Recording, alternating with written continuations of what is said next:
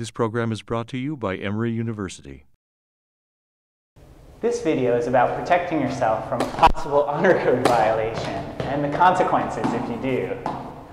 Every year, the dean of the college appoints an honor council made up of 20 juniors and seniors. Faculty advisors work with the student members of the honor council to investigate cases and to determine if a student is guilty of an honor code violation or not. The consequences of violating the honor code are severe. A first-time offense will typically result in failure of the course and a 2-year mark on your record. A second-time offense will also result in failure of the course, a permanent mark on your record, and a 1-semester suspension. A third-time offense could result in failure of the course, a permanent mark on your record, and permanent expulsion from Emory University.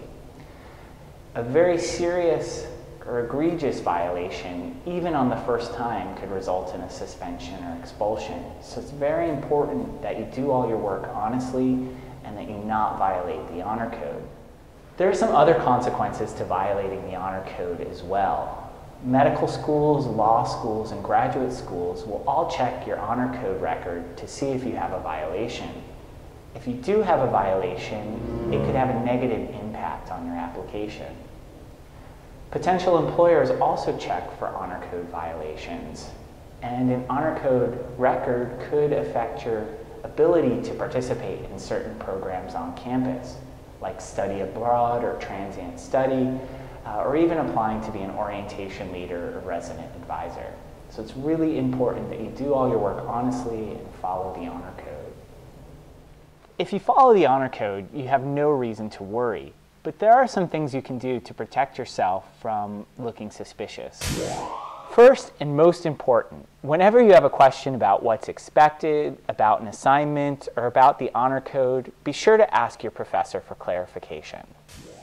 Second, whenever you take an exam, avoid anything that looks suspicious. Pack up all your study material, your textbook, your notes.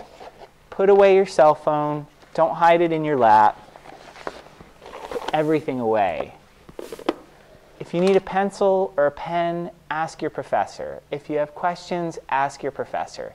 Don't talk to the other students taking the exam because it will look suspicious.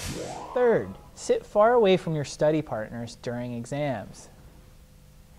That way, if you happen to have similar answers, no one will think it's because you cheated. Fourth, whenever you write a research paper, an essay, or a lab report, keep your work to yourself.